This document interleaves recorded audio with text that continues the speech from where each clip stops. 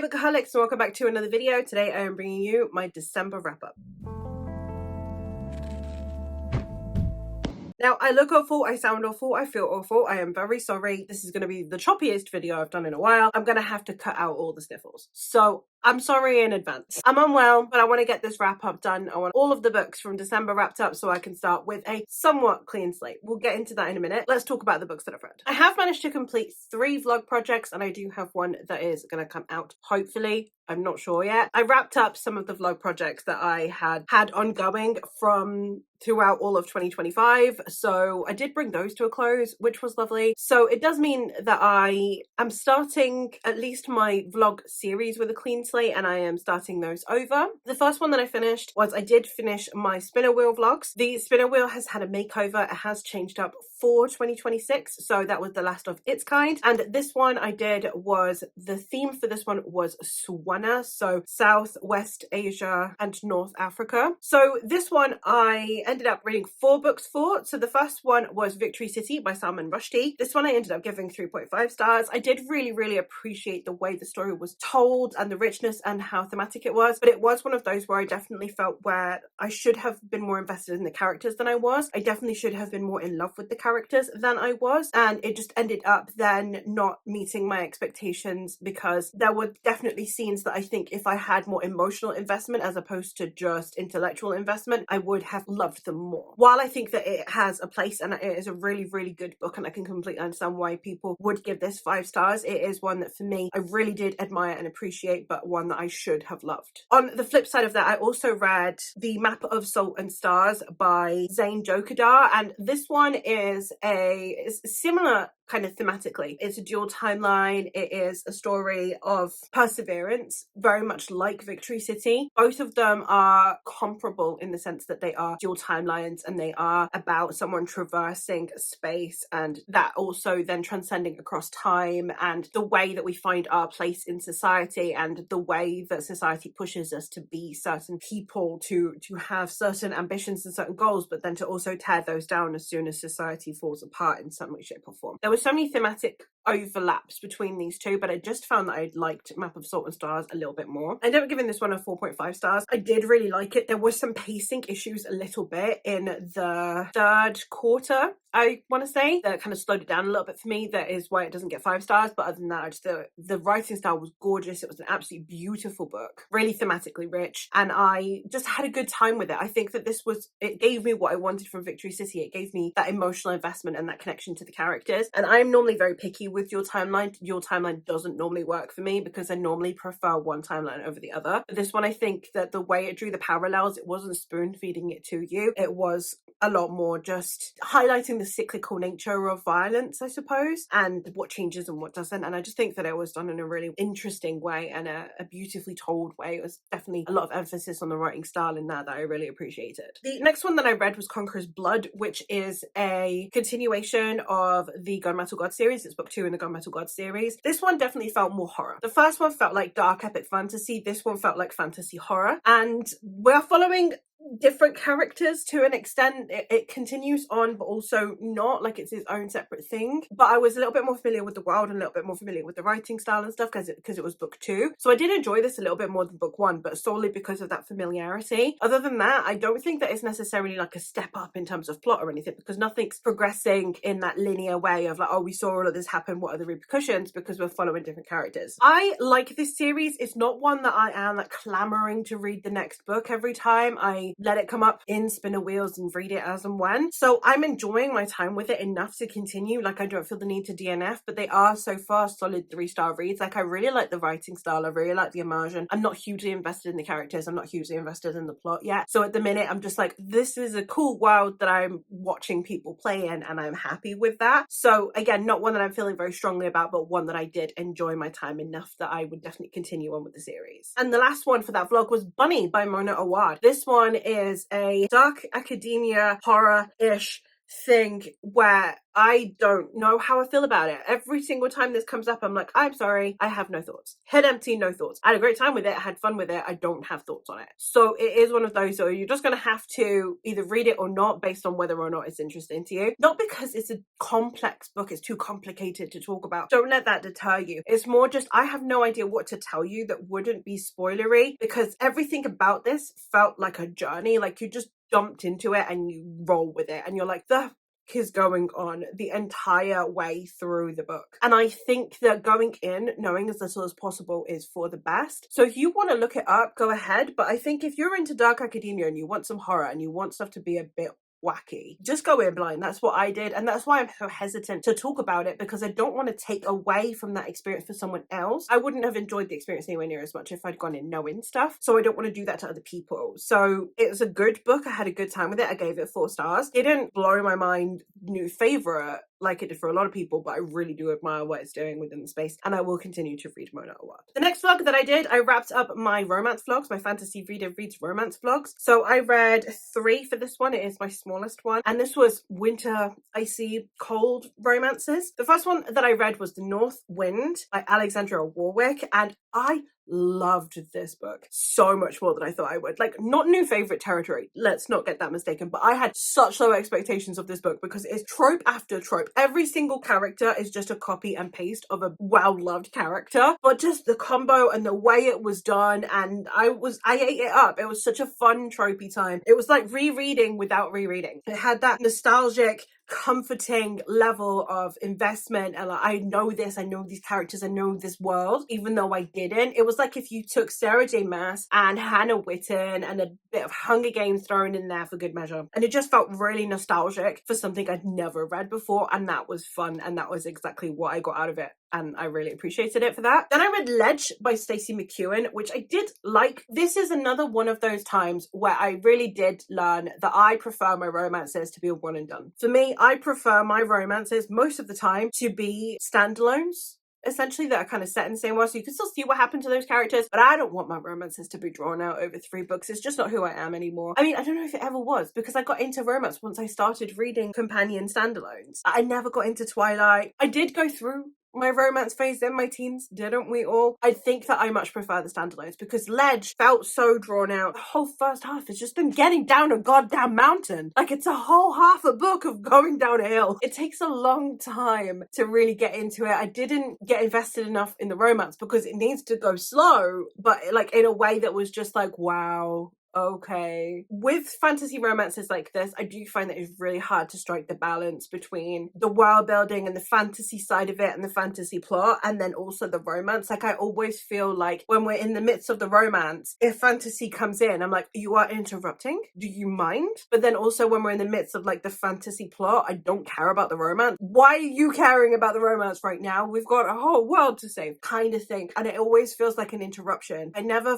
find books that blend the two in a way that I want. Well, I have found them in the past. They're rare, you know? I liked it. I enjoyed it. I will continue because I'm curious because of that ending. I don't think she's gonna stick with it. I don't think that's how that's gonna go. If you know, you know. But I'm curious enough to continue, so well done, she did that. But it's not one that I'm like hugely invested in. And the last of the romance ones that I read Ice Planet Barbarians. And this is problematic. I'm not gonna sit here and argue with you. This is problematic. At least the start. There is a section at the start that is problematic. But it was fun?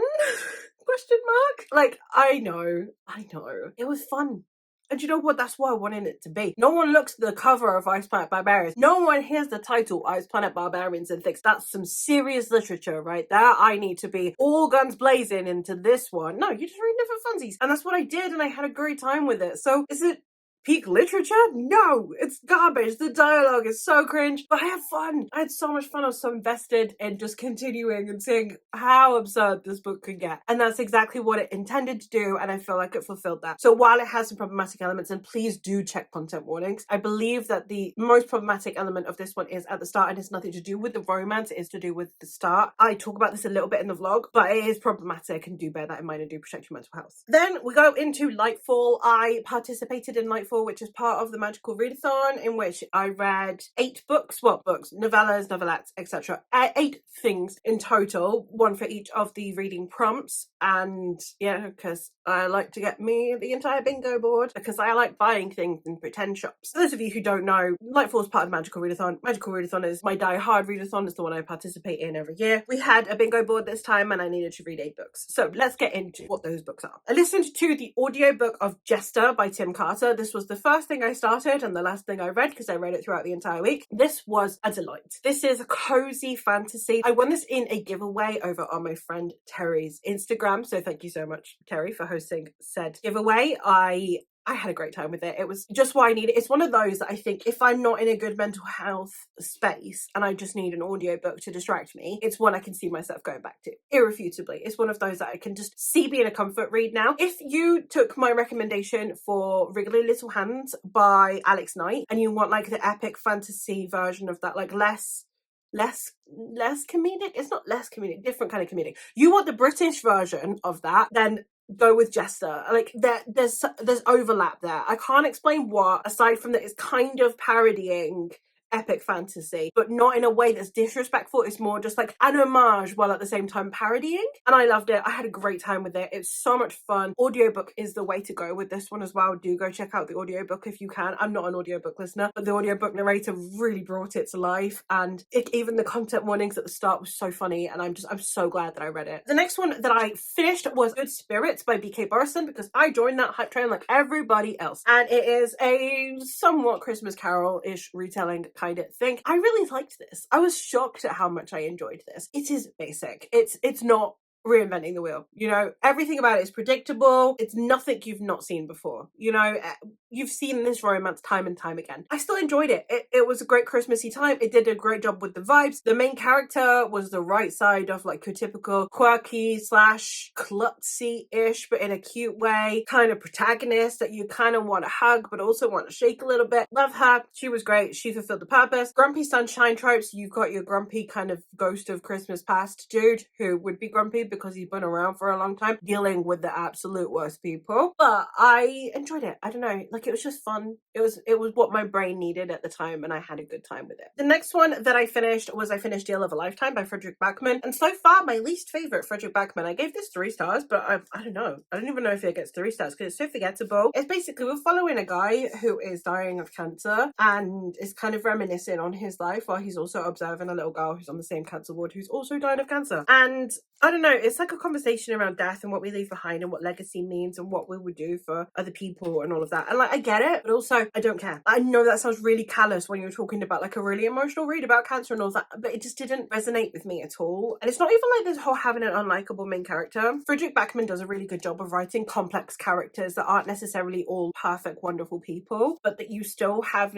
a vested interest in. I just didn't care about this man, and therefore I didn't care about his story. So it was like 60 pages that I just could have done with not reading, and it wouldn't have made any difference to my life. The next one I read is probably my biggest disappointment of the month, and that is Snow Song by Sally Gardner. I ended up giving this one 2 stars. It is such a shame because everything about it sounded like this should be a 5-star read for me. It was a 5-star prediction. This is a kind of fairy tale-esque one where we're in this village where we have this woman who has fallen in love with the shepherd, but her father wants her to marry the butcher because he owes the butcher money, and the butcher's kind of sworn that he'll clear the debt if he gets to marry his daughter, but the butcher's a miserable old man. But in the end, we end up kind of watching as this village comes together about how they feel about this butcher, because he's the one that has the most money and therefore has like the most sway in this village. On the one hand, I get it, but on the other hand, like there were historical inaccuracies that were just not working for me when it comes to how society works, almost. Now I get that it's fiction and the author can do what they want with it, but it just didn't resonate with me because of that understanding of history and the way that society works at the time in which I believe it's set. But also I just didn't care about any of the characters. I vaguely liked the seamstress and her brother, and that's it. I didn't like anyone else. I didn't care about anyone else. I wasn't rooting for anyone else. It meant nothing to me. I don't even know how I finished it. I finished it because I wanted delightful prompts, or else I would have DNF'd. I'm not gonna lie, it was not a fun time, and I am so sad. After that, I read 3 novellas and novelettes by Tessa Dare. So the first one was a novelette, which is When She Was Naughty, and this one is a standalone, and I read this one in like less than an hour. It's about 60 odd pages and it's just a scene basically. It's this guy's brother has married her cousin, so now they're part of the family, so they spend a lot of time together and they have that like banter slash bickering thing going on. She invites him to this like family party that they have, like this ball every year. She pretends that it's a tradition in the family to wear hideous waistcoat, and he wore it but no one else is wearing it, so she shows him up, but then they end up confessing their love for each other, and it's like literally 2 scenes. So it was fun, you know, obviously no smut, which is kind of what I read Tessa Dare for, not going to lie, but it was fun. I had a good time with it. I enjoyed it. Never gonna think about it again, but it was fun. The next one we have is Once Upon a Winter's Eve, which is the lowest I've ever rated a Tessa Dare book so far. I'm not having a good month, can you tell? The lowest I've ever rated a Tessa Dare book. This one's a novella and it is also set in Spindle Cove. I hated the guy. I hated the love interest because like he is a guy who signed up to be a spy during the Napoleonic Wars and basically just abandoned the girl after he slept with her in this time period. Like, no sir, no, you do not do that. What is wrong with you? And he's still the love interest and she forgives him and I'm like, no girl, please move on, move on.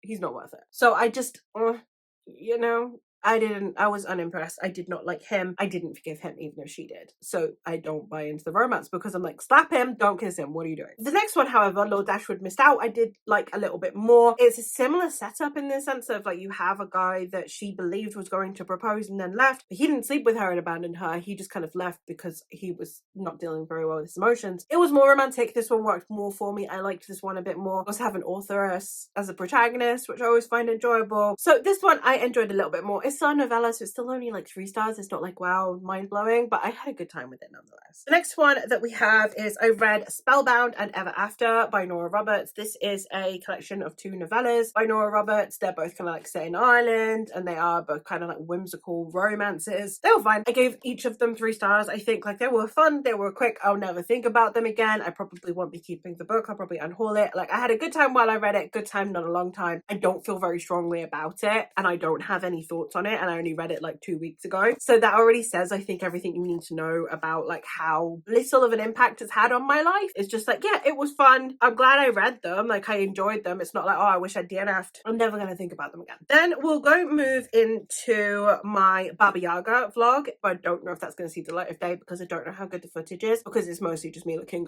awful. I read Finding Baba Yaga by Jane Yolen. I ended up giving this one a 2.5 stars. It was fine. It was just a bit insubstantial. Like I didn't dislike it. I don't think it deserves almost as low a score as I've given it, but also it just felt so insipid. Like I was hoping that because it's in verse, even though it's not saying very much, it would say a lot, but it just was saying not very much and wasn't saying very much. So it just felt really insipid, which is a shame. Then I also read House of Frost and Feathers by Lauren Wiseburn. I'm going to go with Wiseburn. I don't know if I'm pronouncing that correctly. I loved this. I ended up giving this 4.5 stars. I had a great time with this one. This was a lot of fun. I like the ambience in here. I like the atmosphere. I like how immersive this one felt. I love the Baba Yaga-ness to this one. I liked Baba Zima, who is our main Baba Yaga, but we're also following 2 girls who one's her apprentice and one's the assistant to the apprentice. There's another 2 girls in there as well. So it's very female centric, which I really liked. So between the ambience and the characters and the plot and everything panning out in a way that I think was really immersive and was still quite thematically rich, I really enjoyed it. I liked the vague amount of romance that was in here, that it wasn't too heavy-handed, and I think it's one of those that if you like Baba Yaga style stories, I would recommend this one. I think that it caught that ambience that you want from a Baba Yaga story really, really well. I still have a couple days left of the month while I'm filming this, but I'm not going to have a chance to film this any other time, so it's entirely possible I will read something else. If I do, I'll just, I guess, mention it somewhere where possible, but I don't know. However, one that I know I'm not going to finish, but that I am reading at the moment is I am reading Leviathan Wakes by James S.A. Corey. I am buddy reading this with my husband. I am okay just taking my time with this one. I just want to take it slow. I want us to read it together, and it was really interesting because this is the first time I've rolled a book over from one year to another. I normally do that scramble to make sure everything is finished, to make sure I'm not taking anything into the new year, start the new year with a clean slate, and now I'm just like, why? Why do I need to finish things by the end? Why do I need to finish things on Sundays or on the last day of the month or on the last day of the year? And I'm not doing that anymore. We're not doing it.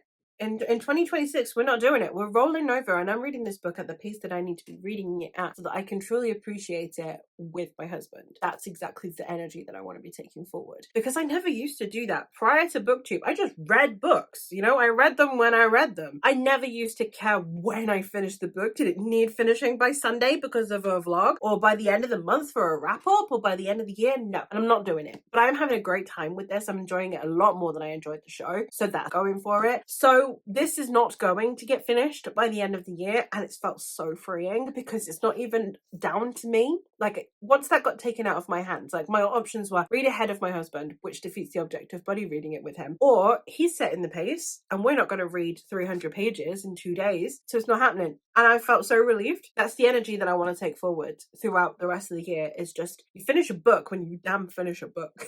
And it's been really freeing. I'm enjoying this. This will probably come up in my January wrap up, but I have read so far 222 pages of it and I'm having a good time. So I thought I would mention it. But there you have it. Those are the things that I have read throughout December. It's a lot of books, a lot of things to chat about, a lot of meh feelings. I've got 2 books that are 4.5 stars, which are going to be my contenders for best book of the month. So no 5 stars this month, which is a shame. But I had a good time, I guess. I had a good time making the vlogs, even if I didn't enjoy the books as much as I wished I had. But I'm going to try and be so much more intentional next year with my reading. That's my plan, is just be really intentional with my reads. So hopefully I will get some 5-star reads in January to compensate for this month. But that is everything for this video. So let me know if you've read any of these books and your thoughts on them. What book did you end the year on? Or are you like me? Are you rolling over a book? Are you breaking the BookTube rules? But yeah, let me know down below. And I will hopefully catch you in another one soon. I hope you've had a fantastic start to the new year. Obviously, it's not New Year to me yet because I'm filming this early. I hope we've all had a nice, steady, gentle step into the new year. And I hope that I will hear from you again soon. Bye!